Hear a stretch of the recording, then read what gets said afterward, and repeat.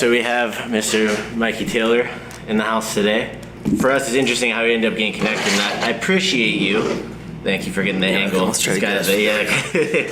Actually, you know what? We'll do it like this. Yeah, there we go. All right. So, kind of going into content and stuff like that, and you had something about real estate development in Ventura. Yeah. And there was a lot of we'll get into it later, but it created a really cool conversation, I feel. I do too. For people, because one, you are in City Council in Thousand Oaks, right? Mm-hmm. So you used to be an extreme sports athlete. Mm-hmm. Do you still skate? Not enough. Not enough. Well, can it ever be enough compared to what you did, right? I could be doing better. I went from skating every day, all day for 20-something years, and now if I skate twice a year, it's like good. Yeah. So it's challenging right now. For sure. Well, and then now you are in real estate development and building, mm-hmm. right? And that was kind of like what created this. You're doing a lot of content based around financial investments, right. And I saw it as I went and looked in more. It's like financial planning, mm-hmm. financial forecasting, how you can be better with your finances. Correct. Is that correct? Correct. What you're kind of doing? Yeah. So I liked some of that content that was on there. I follow some people, and I was like, how did I not find Mikey before? Because I'm always trying to do it as a business owner, right? So let's tell us a little bit about so you were in skateboarding. What year did you start in that? I started skating in the late 90s, so let's call it 97, 96, 97. So that's when skateboarding started really blow up. It was right before. I got to catch kind of the tail end of the magic era, is kind of what we call it. Yeah. It's before skateboarding became mainstream. And with a lot of money behind it. There's no money behind it. If you were a skater, it was because you absolutely loved it. There was no alternative motive to even be had. No. And it kept it pure. So I got to experience that, which was cool. Okay. And then the Tony Hawk video game, in my perspective, is what changed everything. And then this was probably the early 2000s. That's when skateboarders started being able to make a little bit more money, mm-hmm. and buying cars and all of that. So I went through the kind of boom. Okay, so when you're going through your pro skating and stuff like that, how were you with your finances then? Were you did you not know what you were doing? Did you have somebody helping you with it? Was it a family member? Yeah, really good question. So basically, my story is I was about to graduate high school.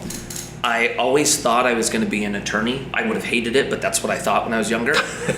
And so I had the opportunity to start traveling in July of 2001. So I graduated June, and then I had the opportunity to go to France, Germany, Italy, Spain. And I looked at my parents and I was like, hey, I don't know if I'm going to go to college. I think I'm going to try doing this. Nah. And my parents panicked. They got really, really scared. And they were really focused on kind of the financial aspect of me going into an industry that was very small. Mm-hmm. They were concerned about what my life was going to look like afterward, primarily because I wasn't going to college. That was their concern. And so what my mom threw out was, if you're going to do this, just go get help.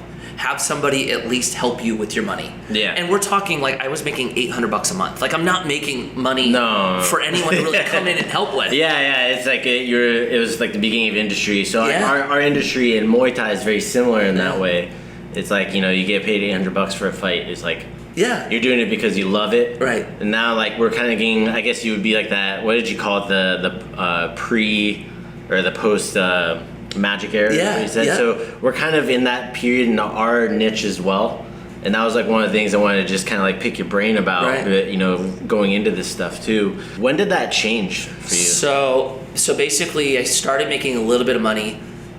I kind of took my parents' guidance. I'm going to have somebody help me, and somebody did help me kind of teach me about budgeting, taught me about credit. It was kind of the foundational stuff. Mm-hmm. And then probably 3 years later, I think I started making around 50K a year. And I'm I'm killing it, And I think because I had somebody help me with my budget before I was making money, I kind of just applied the same rules as I started making more. And then it was 10 years in, I started making I was making over $100,000 a year. Yeah. And then by the end, I was I had a shoe that started doing well.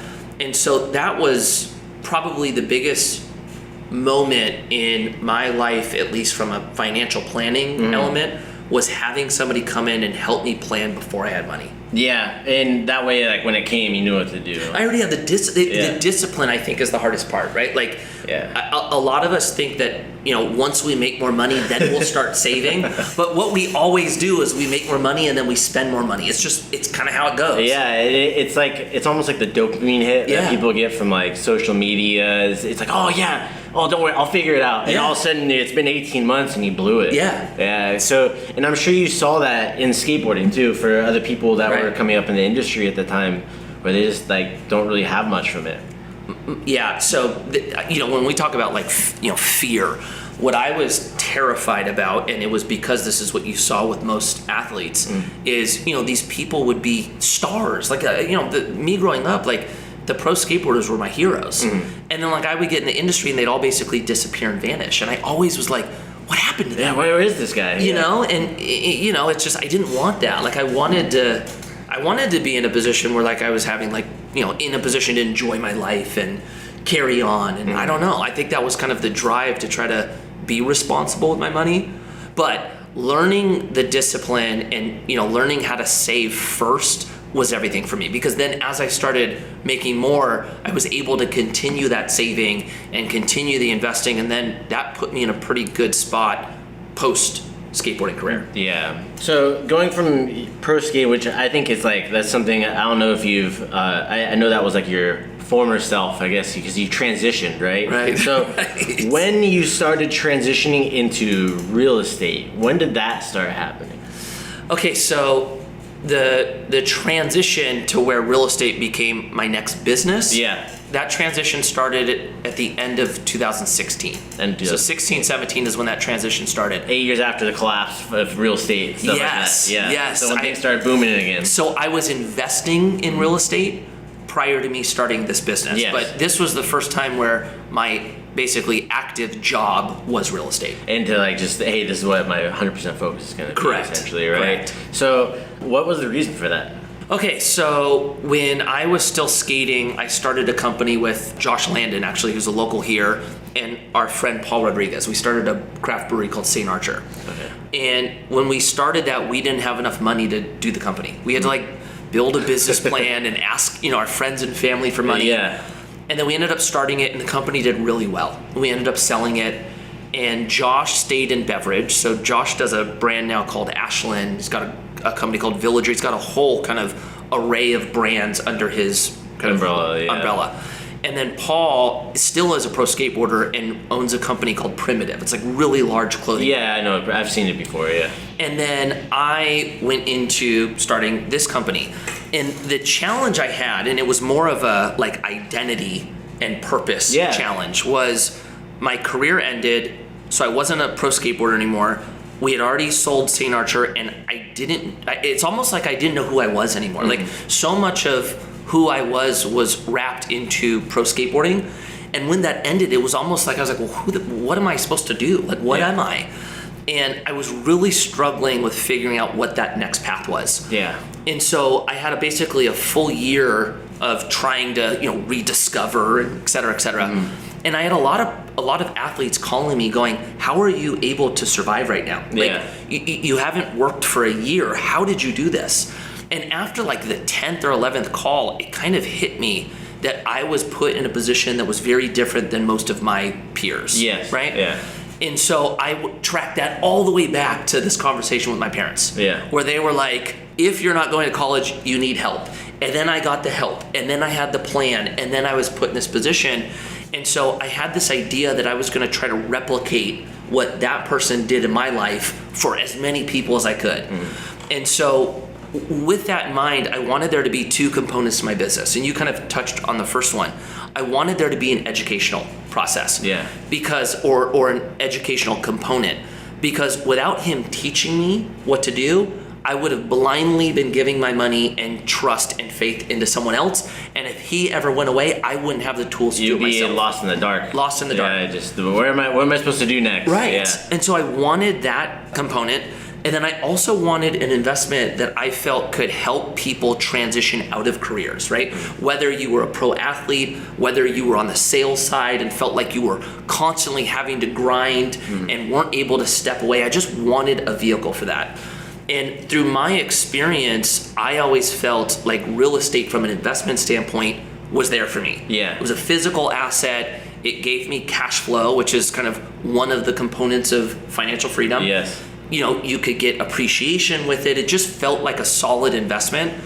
And so I went towards building a investment firm that was focused on real estate with an educational component. It was kind of the idea around the company. Got it. And that makes sense too, because you had basically your peers were looking at you kind of like, what are you doing? Like, how did you do this? So I think it's actually I can understand more why you're going towards that, because then you're put in a position to be able to help your peers too, right? It's like, hey, how can I prevent this from happening to others? Right. Where they end up like, man, I'm at the end of my career, what do I do? Right. I'm not making more money, I have savings, or I have small investments, but I don't really know what's going on. So I can see how you would take that as leverage too. Right. That makes sense. Right. Going into, touch on a couple things here, I think the education standpoint for a lot of people is big, because there's now for us it was like magazines. Remember like Skateboard Magazine, all this stuff. So my parents grew up in the skate and surf industry. They're the first ones to carry Vision skate shoes here in like Ventura County, Santa Barbara County. Yeah. So back in the 80s. Seeing that develop with like video, it was VHS, they had the whole skateboard magazines and skate videos and this kind of content. That was the content back then. Right. And now you have Instagram, TikTok, YouTube, and that has essentially replaced that. Right. And so I've seen people like you, they've kind of taken that same concept, like, hey, this is how I got my message out, but it's your own. You don't have to go to a publisher to get this stuff out, right? You do collaborations, you go on podcasts and stuff like that. But when it comes into the financial sector of that, though, do you feel it's the same way, or do you think it's getting there? That's a good question. Yeah. I think it's getting there. Yeah. The challenge to the financial sector, in my perspective, is regulation. Yeah. You've got these governing bodies that will not allow you to speak. Yes. Right? And so I think there's still a gatekeeper-esque feel to it. Mm-hmm. I think we've gone a long way. Yeah. I think the fascinating part and why you're seeing it build is, I think most people expected to learn about money in school. Yeah. In my perspective, right? Like, I don't know, one thing that we all know that we're going to commonly have to figure out how to use is money. It's just part of our kind of world, right? Mm-hmm. How is that the one thing that schools don't teach? It just baffles me. So I think there's this growing frustration, which then opened an opportunity to go, I never learned about this. Where can I get it? Yeah. And social media is just how we communicate. And that's where the attention's at too, and like a lot of young kids too. Right. Like TikTok we get a lot of young kids that are in their teens that are on there. Right. They want to hear about this stuff. So that makes sense. When it comes into like the gatekeeping, because I know it's like government regulation, you can't give like financial advice, these kinds of things. I don't really ever foresee that changing, because the government love having that control. So with that though, you work in government, right? So how did that happen? Like, what made you decide, like, I'm gonna, because did it start with City Council? How did that start? Yeah, this is brand new for me. I haven't even been in a year. Okay. So this is a new thing for me. It's something that I never really had a desire to get involved with. My personal... Don't blame you. Yeah, my personal opinion, like, growing up, like, I never... I don't know. I whenever I meet politicians or even, like, watch them or hear them, they just never felt real to me. Like, it just felt like they were used car salesmen, is what it felt like. It's like, hey, there. Yeah, and I just never had an interest in it. It never felt like they were here to get anything done. That was my personal opinion. Okay. When it comes to now me being on this side, Thousand Oaks, Newbury Park, this is where I grew up. Mm-hmm. It's where my family lives. My wife grew up next to me. Her parents are there. Like, we're living the generational aspect of a small town. Yeah. Right? And when my wife and I, prior to dating, when she graduated high school, she couldn't wait to leave. She was like, I'm 18, I'm out of here. I'm going to San Diego. I'm going to go to school down there. For me, granted, I was traveling from skateboarding, I wanted to stay here. Like, I loved everything about it. You get to come home here, yeah. Yes. It's nice to come home to. And so, fast forward, we start dating, we have kids, and then all of a sudden, like, raising kids in our areas, I think, one of the best areas to do so. Yeah. But I always would hear, like, or I shouldn't say it that way. My wife and I would always have these conversations, and her point was, there's just not a lot to do for us. Like, anytime my wife and I wanted to go on a date, we'd either come up here or go down south. And so she was like, why don't we go look around? Like, we can live anywhere. Like, why don't we go, check some other stuff out? And I was like, I don't ever want to leave. Like, what do we have to do? Yeah. And so that conversation started basically putting me on the path of figuring out what I could do in our community selfishly that would put my children and my wife in a position where they wouldn't want to leave. Yeah. And so as I was looking around, I went, okay, I am in real estate. I build business. City council, in large part, is land use and contracts. It feels like it's the business of the city. Mm-hmm. I was like, dude, I could probably be good at that. Yeah. And so I naively ran, not knowing what that even meant, went through a campaign and then got elected, and here I am. Well, I mean, that's I think a lot of people get started for a similar thing, is like either want change for your community, want improvements for your community.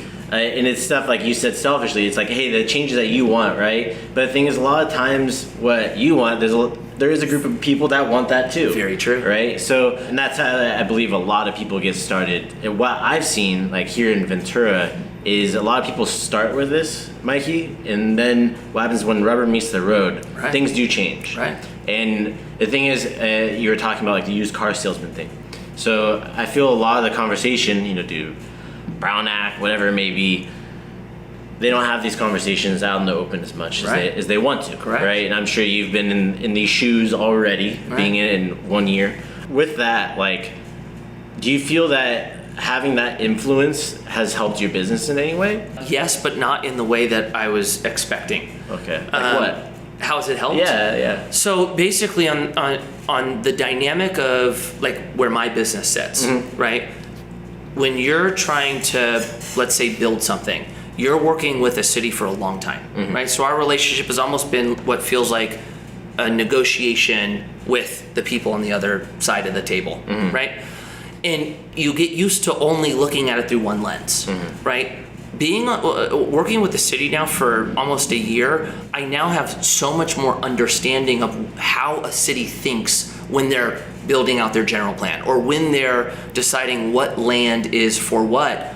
Oh, as far as my knowledge, it's really improved. And it's changed my perspective now when working with other cities that I just didn't have that before. So that makes sense. With how it's benefited, I think I've learned how to communicate in a way that is more, I don't know if holistic is the right word, but I understand the other person now. And I think that's helped in the dialogue as opposed to me coming in with one thought with the intention of how do I get this done? Does that make sense? Yeah, no, it does, because you're seeing the other side of the coin, and it's like, hey, this is what needs to happen in order for them to even have a conversation or to talk about these certain problems that they might be having, right? It's almost like this, I think. Like, let's say you and I have different views on something, and we come in and we talk one time, and you make I guess where this would go is, would we get more done that first time meeting with different ideas versus us spending time getting to know each other and then having the same conversation? You would maneuver the dialogue much different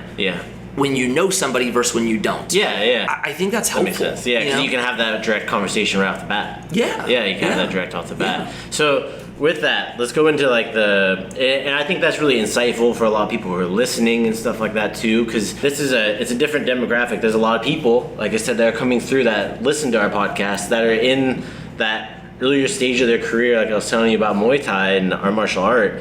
Like Amazon Prime picked it up. They're promoting it every Friday. You guys are about to blow up. Yeah, so it's very similar to how skateboarding and surfing was in the 90s. Right. So that was one of the other reasons why I wanted to have you on. But the other thing was, I wanted your perspective. Like, how does being in politics give you that different perspective, right?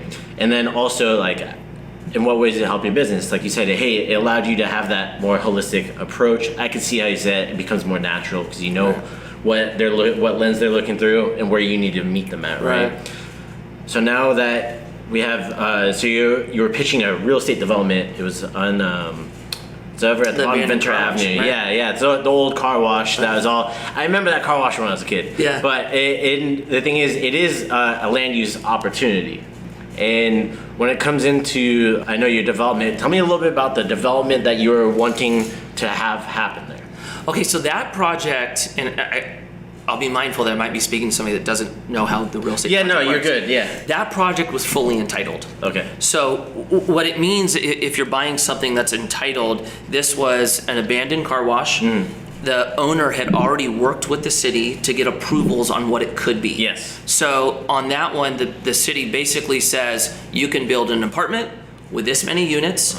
Out of these units, there needs to be a certain percentage that's affordable, and all of that has already been basically worked out. Yeah. And so There's a couple of plots of land that are here on Main Street also that have one. There's like an old contractor building that got bought out. And Right. I think the House of Rio, I think, owns it. Right. And it has entitlement for apartment complex. Right. On their second lot. So when you come in at that stage, what you're buying is almost, how could I say this? It's almost like you're buying a finished product before it's finished. Like the framework has already been decided, and now you just come in and build. Yeah. That's one way to do it.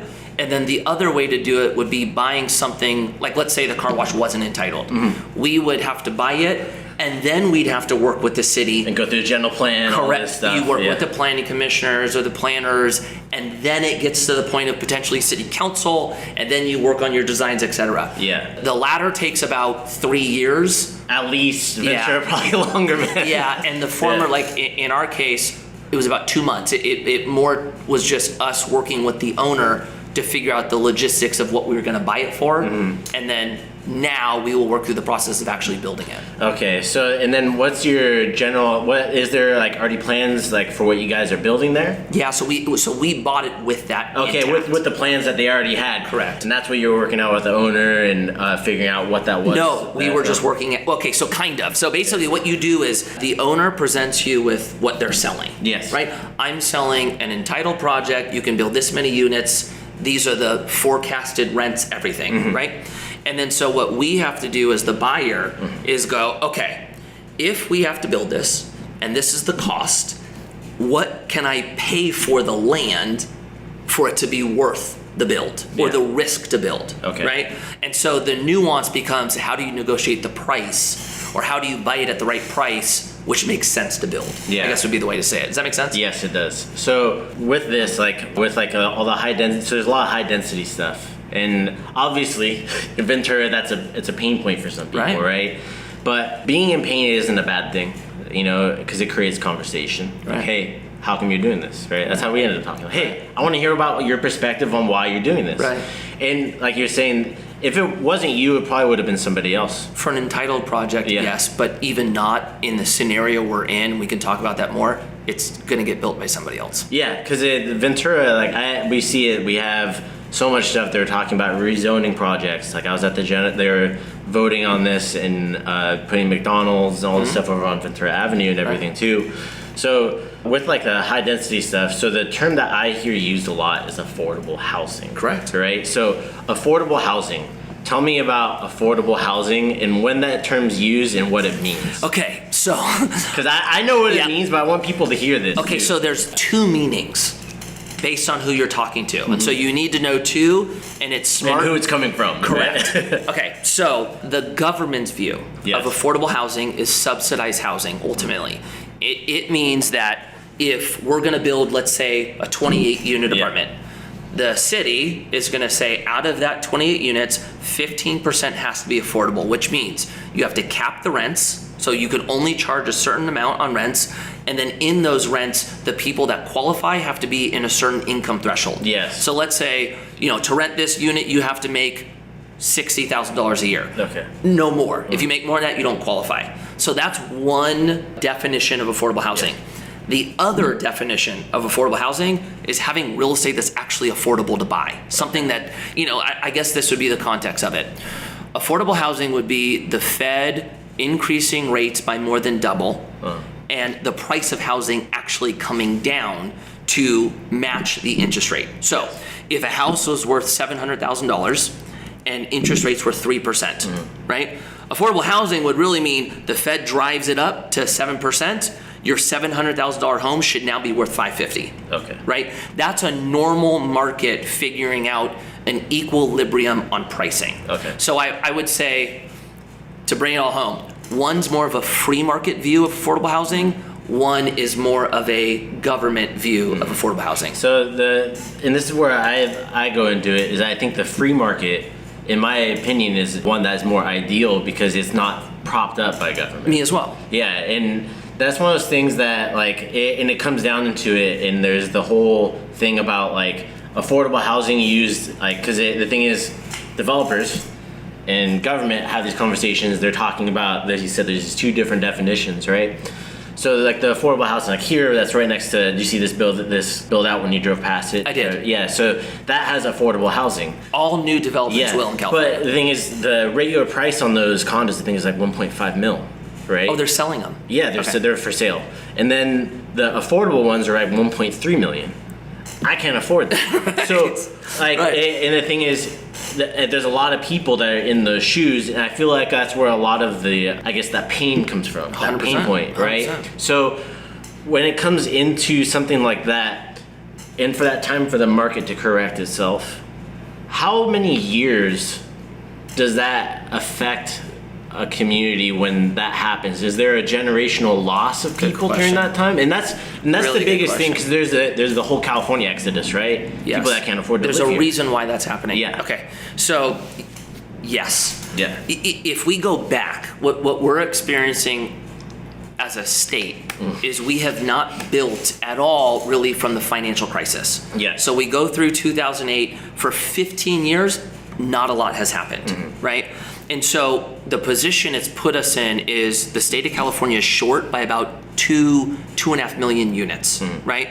So in context, 2 million people are looking for homes that aren't available, right? And that's, townhomes, condos, single family, multifamily, it's all residential, right?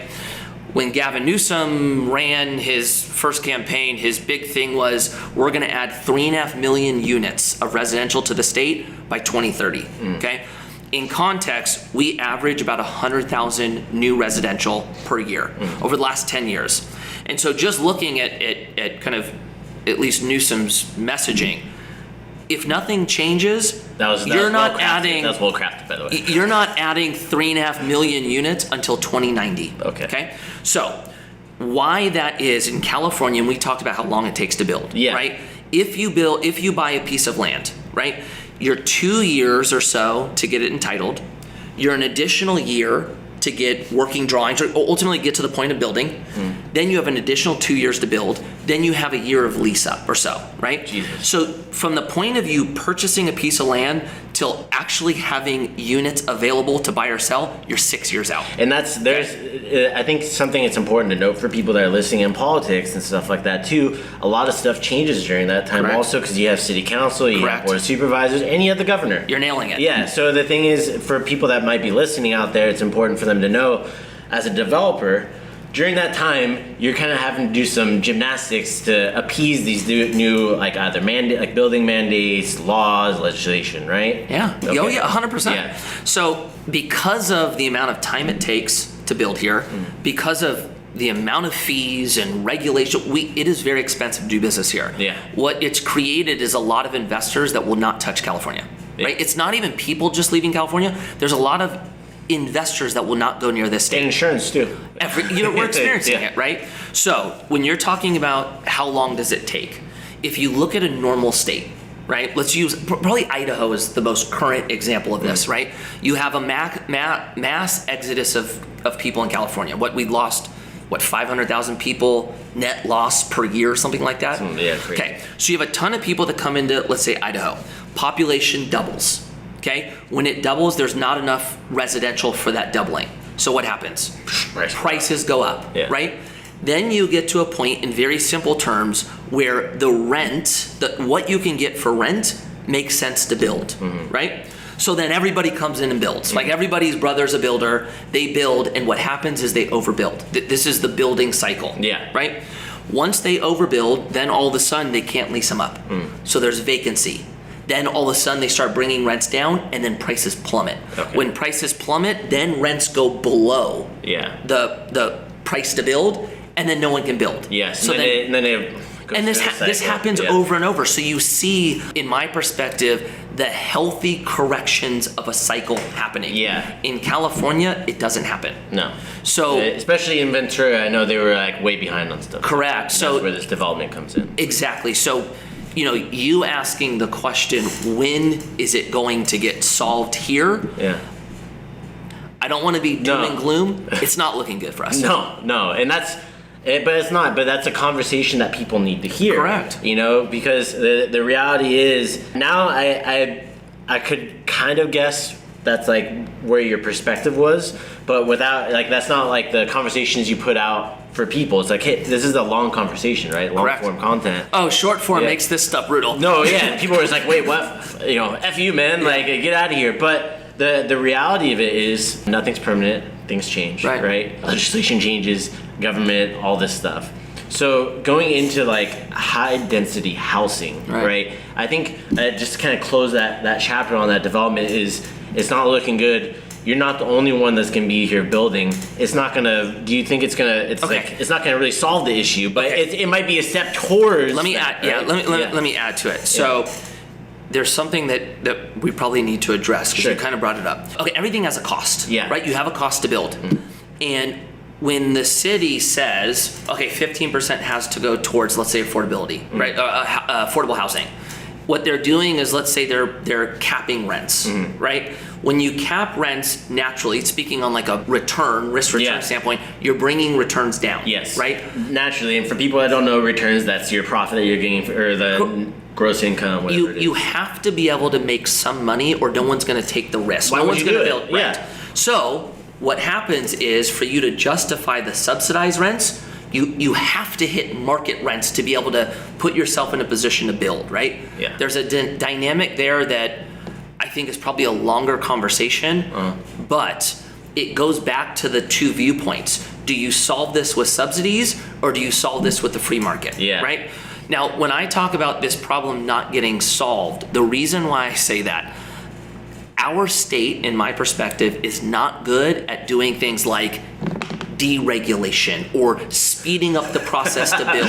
Accurate. We don't do that. Yeah, no, we overly regulate. So it's interesting. I'm in a catch-22 right now because of me being an investor and me being on city council, right? Me being an investor, if we're talking about the highest return that I can make for my investors, I want the state to keep doing its thing. Because what the state's doing when they add, like Los Angeles City, when they add mansion taxes, what that does is keeps my competitors out. Yeah. Right? Yeah. When the state makes it more difficult to build, they keep competition out. Yeah. Okay? That drives our investment up. City Council, the number one pain point and issue for Thousand Oaks is affordable housing. They want more housing. My idea of solving that problem, you have to add supply. You cannot get to an equilibrium if the demand is up here and the supply is down here, right? So it's just fascinating. I'm in a position where I'm saying we need more building. The state needs to learn how to let people do their thing, and knowing if that were to ever happen, I might not get as much of a return here, but I also know the state. Yeah. And I just don't think the state is good at incentivizing people to go build stuff. No. Whether that's business, whether it's real estate, whatever it is, I just don't think they're good at it. 100%. And it's like for us, this is like where I started getting really involved. Like for me as a teenager, I was reading a lot into politics and a lot of these things. Oh, you were different than me. You were ahead of the curve. But the thing is because I was in like punk music, they were big on like this kind of stuff, right? Alternative community. I wasn't in athletics at that time, right? I wasn't doing extreme sports at the time. Coming to where we're at now, a lot of stuff that was being talked about in 2004, 2005 is now happening. So this kind of comes into with the state regulations, stuff like that too. So when it comes into over-regulation, right? Our sport is government regulated.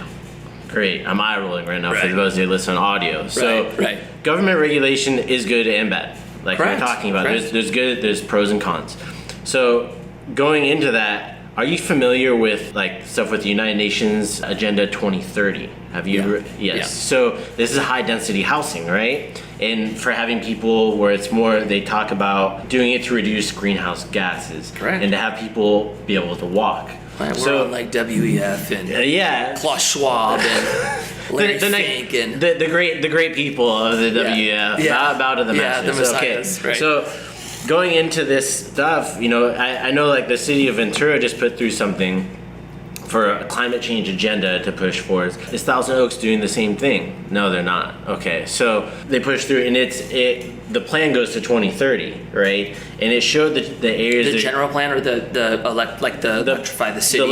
How to electrify and getting rid of gas stoves, right? And paying a. Well, we're dealing with that, Yeah. but we're feeling that from a state pressure as Yes, well. and I understand that, and that's where it comes from, like the state, and then it comes into propping up of a housing market, like you're saying, these two different things of affordability, right? So that on one perspective, I want to see shit crash and burn, because then it's going to fix itself with the free market. Whereas if you have a government propping it up, you're putting a Band-Aid on a gaping wound. You're nailing it. Yeah. So, but for somebody like you were saying, hey, I look at both sides of the coin because you work in politics. Right. So you're free market. You're like, hey, I think that's a good thing that can help fix it. When? Who the fuck knows? Right. Like, that's what that comes down to. Government stuff with a regulation, and a lot of people who don't understand business. Right. I feel that, how dare you make money and try to make money? And it's not really about that, I think, here in Ventura. Just profit wise, like why? Yeah, no. Like, some people are just like, you should be giving that to us, right? Well, And I get that. I spent time in the comments. With that, And I saw you. The thing is, like, to kind of address some of that. The purpose of business is to what? Yeah, I'm a for-profit business. Yeah, My you make business money. is to make money. Yeah, right? make money. Right. So I always tell people that too. Is like, for us, we do a lot in martial arts. It's not a high profit margin business, because the number one thing that's in it, and you probably notice in business, is when you have labor as your number one line item on expenses, Correct. It's probably not that profitable. Correct. Right. So that's where we're at for this. So kind of tell you about the state and stuff like that too. We had a AB5. Are you familiar? Yes. So AB5 totally effed us, right? All my other friends, other places, like, how come you're paying hourly for instructors? I'm like, man, that changed. And then we had double whammy with COVID, right? Yeah. So like, for our industry, we really felt that pinch. Right. And that's why I was telling you, like, I'm traveling doing things out of state and stuff, because I have to. Right. For people that might not understand that, how do you think they can be better educated in why you would be building here? Like, obviously, you sharing this information is good. What are some ways that people who are out there can stay on top of this? Because there's a lot of fucking moving parts. Yeah, I've been spending 4 or 5 years going through this. That's why I have this information. Yeah, that's totally. Okay, why it's important. It's not just formulating an opinion. Like, we can all have opinions, but if you're going to try to, put energy out there to do something about it, I mean, the more you know, the straighter of a path you have to achieving whatever it is you're setting out to do. When it comes to, I mean, really, we're talking capitalism at this point, right? Like, in something that I see a lot on my social media, and it actually ended up in some of the comments on that post, when I would basically be in dialogue with somebody in the comment section. For example, it would start with, you only care about profit. Right? And then typically my response would be, no, but I'm a for-profit business. If I can't make money, I'm out of business, right? And then it would move to, well, yeah, but you're saying you want affordable housing, but you're charging this much for rent. Here's the affordable housing conversation. Correct. We're touching on it all now, right? So where I think it's important to know, and it's in real estate, it's in business, it's everything, there's a cost for your product, right? You either have to pay for the shirt before you put the logo on it, you have to pay for the materials to build it, and then you have time involved, and then you typically set the price from there, right? And where capitalism, in my perspective, works so well is when you and I are competing, and you're doing something better than me, and you're charging less. I now have to figure out how to do it better than you're doing it, and that competitive nature results in the best product or the best service for the consumer. I agree. Right? Yeah. In my perspective, when the government gets involved, we're no longer able to be competitive. You have this wall of government. Right, and who suffers is the end user or the tenant. I think it's important in context to this, the more you know about how the system works, the better educated you could be to elect people to actually stay out of the way. The frustration is we got a long way to go, right? Like, we complain about the state level. You're not changing the state till you change the city, then the county, then we go wider, right? And that seems like a heavy lift. I would say the other thing is there's a pain point that the majority of people are feeling right now that sucks. Yeah. Right? Like, we've watched everything become more expensive. The whole conversation around wage, it's a nightmare right now. Yeah, it is. Right? And so I think when you see something being built and you go, wait a minute, you're charging more rent than I'm paying. I'm already getting squeezed at the gas station. I'm already getting squeezed for everything I'm doing. What the hell? And there's going to be more people here, and there's going to be right? It's just another real life example of the mess we're in, right? Where it's good to be educated is to know the creation of the mess so that we can at least attempt to solve it. In my perspective, by and large, that mess comes from government. That's my perspective. So it's being educated in probably, it sounds like local politics first. I think so. Yeah, and I would agree with you. That's why I started getting involved, was because during COVID shutdowns and how it affected me, I'm like, wait, who are these people? Right. And I unwind and figure out and look back, then start looking into the county and how this all ties in. Like, look, we complain about the national level, right? If we're ever going to attempt to change that, I do think it starts in your community. It starts when you're doing things with people that you actually know. Right? People that you got to go see at Trader Joe's, or it's like that's where the change starts to happen, and then you can start spreading out from there. Now, the challenge, here's the added challenge to this, right? In some of the comments I heard basically the frustration of disconnect between city council and the constituents, right? I went to a big conference last week in Sacramento, and it was for all the city council members to hear about the new, basically, state law changes. The number one key change is real estate. Right? They've changed over 100 laws or added 100 laws since 2016. And a lot of it is to take control from city council. Right? So have you been following what's going on in Santa Monica? Not really, but I do understand about the state taking over the local control of development and stuff like that. But is it through mandates that they're doing? No, basically, this is ultimately what they do. You guys are going through a general plan review? Okay, so you have your general plan. Okay?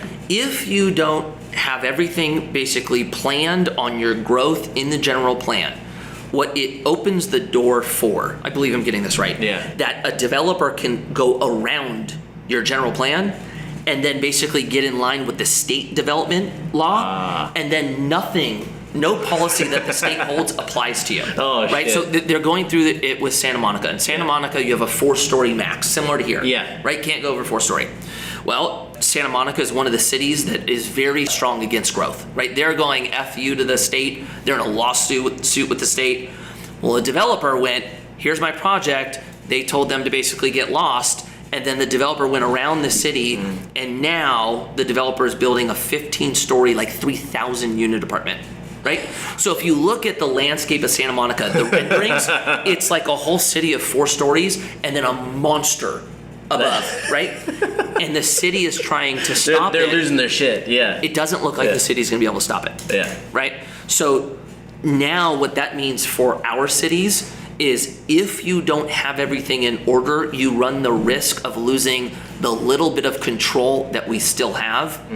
And you're all having to do it at once, right? We weren't like strategically building this out over the last 15 years. No. This is like 3 years ago, we're like, holy shit, and a lot of us don't have the infrastructure then from the residents, they go, wait a minute, new building, what is going on? It's ultimately not good preparation to get to the point we're in. And this is why I brought up the Agenda 2030 with like being these more like city compounds where you can walk to wherever you want to go. The 15-minute cities. You'll own nothing and love it. And that's we'll be eating bugs. There's a lot of people who are freaked out by that, right? And it's understandable because it's like the kind of it goes in line with what's happening, right? And what the key thing I think you touched on is the infrastructure, and I think that was a big pain point for people because you had the I don't know if you heard about the Strawberry Festival fiasco here in Ventura. No. Man, so they had the Strawberry Festival. Normally it's in Oxnard, right? They had it at the Ventura County Fairgrounds. It took me to get from here in Midtown, where our academy is, to Cabrillo Middle School, a half hour. I just got out and I just started walking because I was just like, F this, man. Yeah. So when we look at infrastructure standpoint with high density housing that's being built, a lot of the people here are really freaked out because we also had the Thomas fires, right? During that time, it was hard enough getting out of the city. Right. So, and it's like, are we going to have Lahaina, Hawaii 2.0 in some of these places? Because there's places that are being built back off the Highway 33 that the county's approving that's high density housing for migrant families and stuff like that too. So these are the things that I feel a lot of people are seeing happen, and then it makes sense if the developers are able to go around and get in line with the state. Yeah, and look, on that, that's a legitimate concern. Yeah. It 100% is. Like when you add density. And I think you just saying that for people, I think gets them thinking more or less like when you talk about your profitability, right? You're for profit. Hey, I want to do this because one, it's also providing more to the market, but then just saying, hey, yeah, transportation, logistics, that is a concern. So 100%. Yeah. You know, I'll kind of go into my philosophy of business. I think this will kind of make sense, and then I'll address that. Sure. My point of view, the best way to be successful is when you can recognize a problem and be a solution. Mm-hmm. And if it's a bigger problem, you have an opportunity to potentially make more money by solving it, or if you could solve more problems at once, that opens up the opportunity to make money, right? That's a part of capitalism that I think works really well. As far as recognizing basically a problem, about 3 years ago, we pivoted as a company where we were buying basically malls that were going vacant. Oh shit. And we were doing, like, we had one in Ohio, and it was building basically multifamily or mixed use. Yeah. And then all of a sudden, when all of the numbers came out for California, we went 2 million units were undersupplied, and we put a focus on building apartments in California. Yeah. So I think when done right, you can be a solution and you can make money, right? When it comes to anything, there's always pros and cons to it, right? When you're looking at development, you have fees associated, right? And one of those fees is traffic. What are the traffic implications by you putting an additional 30 units here, right? If it's a large unit, there's typically fees for parks and stuff like that. All of it is like an impact fee ultimately, right? That fee exists because there is an impact. So when done right, you're working with the city to figure out how many parking spaces need to be here, what increase to the amount of people on each road does this create, and what do we have to do to build the infrastructure to support it. And typically those fees to support it come from the development project, right? Now, that's easy to talk about, hard to do, right? It's not easy to grow anything, but what I think the ultimate frustration is, it's all happened so fast that it's like, wait a minute, people this feels like brakes. I totally get that. Yeah. I totally get that. And kind of going into the parking thing too is, with some of the stuff from the state, they made it so you don't have to have as many parking If you're close to transit, you can qualify for density bonuses that remove parking lots. Yeah, and that's where here in Ventura, our transportation sucks so bad. Right. It is terrible. I went to Ventura High School right here. I had to take that city bus.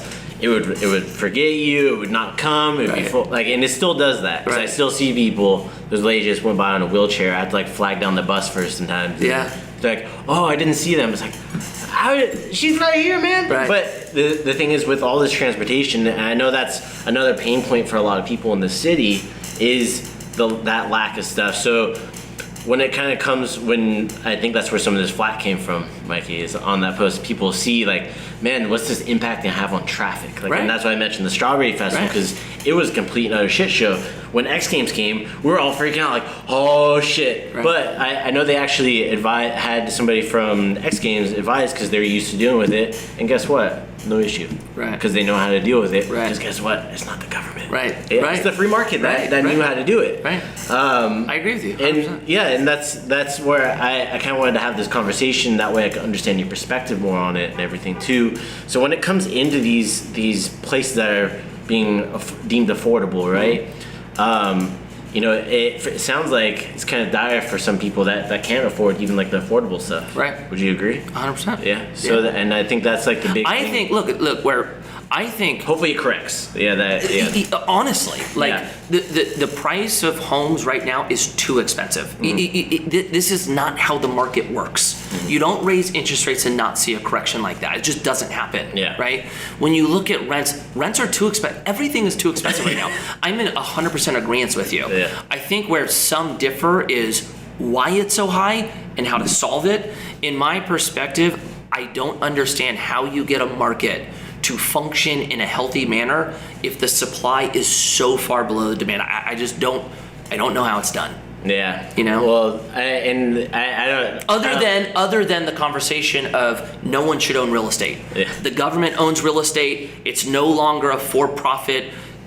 That's also a conversation I don't understand, but that's the alternative. That's the other perspective of it. But then, I'll argue like about that, and I'll just say what that is. That's turning into socialism and communism. Because the thing is, then the government owns where you live, and that's, for me, we experienced that during COVID in business. We saw people getting turned off and stuff like that, and it was a very nasty thing. And by the miracle of the democratic process we had in Ventura County, we had an unconstitutional sheriff, and he's now our Ventura city manager.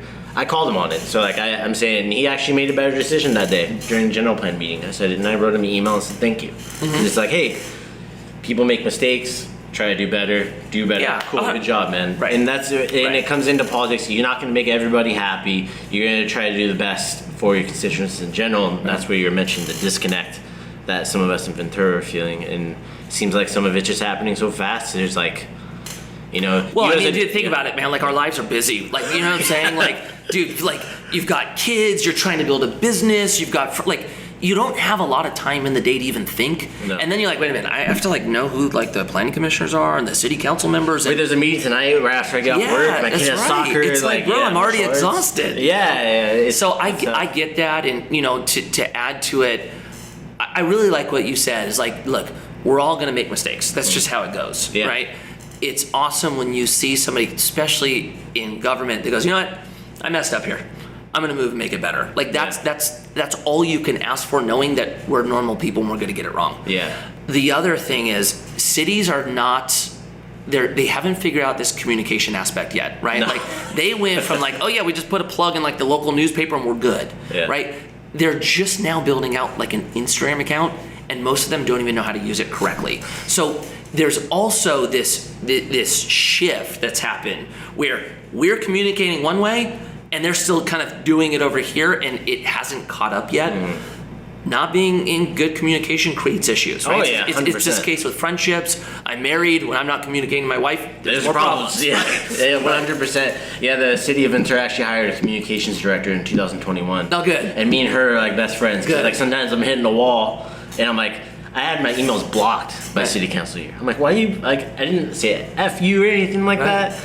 And she addressed it. She's like, I don't know why this happened, Jonathan. Let me get it fixed for you. But that was a new position.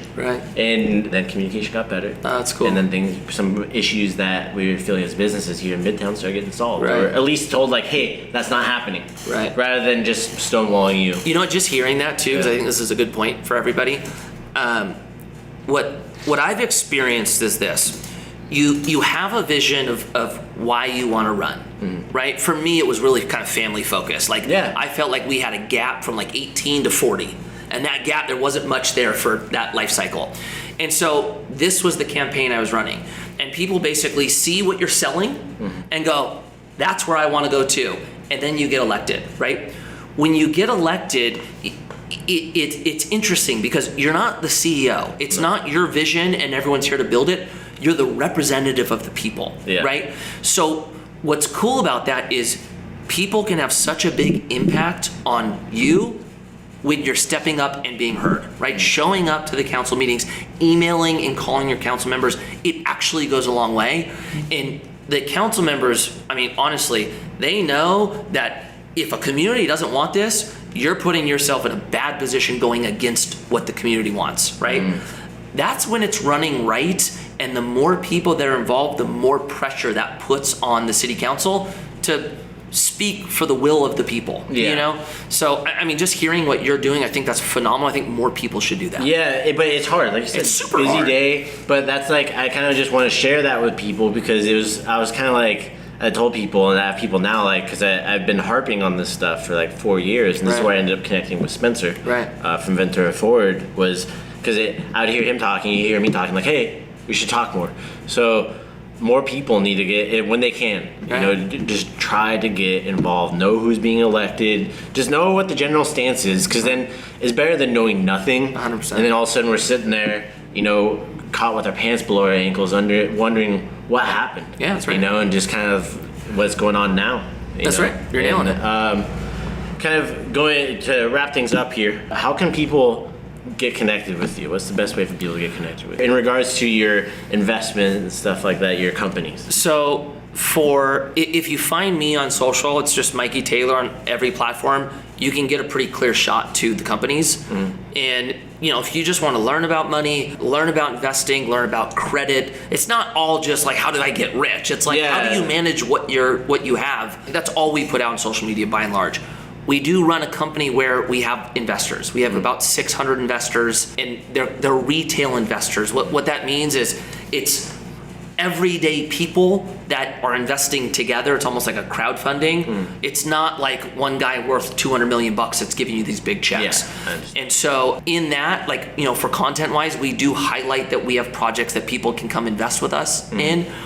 And then, you know, talking about that one post, when you said, yeah, I went back and saw some of your content. If you don't know that we put out content around money and finance, you see one piece and you go, oh my gosh, this dude only cares about getting rich, right? But really the idea is the more you know, the more tools you have to succeed. If you want to do it on your own, we try to give you all the tools for you to do it on your own. If you want to get involved with us, you have an opportunity to.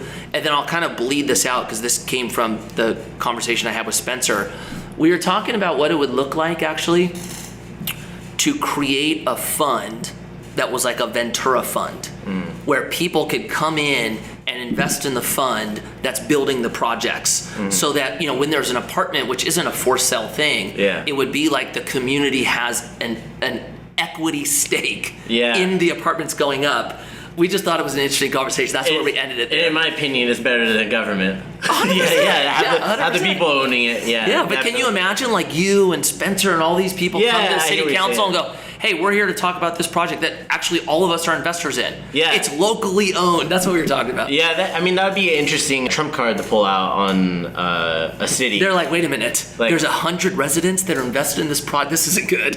Because now you're not dealing with like, you know, a board of directors for investment. You're dealing with a whole community. Yeah, it could be interesting. So, and I like that. I like Mikey and Street Dreams though. I feel Mikey Taylor is a legend. I feel you. I don't feel like real estate investor has the best interest for the general public in mind in regards to housing. From driving, he said, but he liked you in Sweet Dreams though.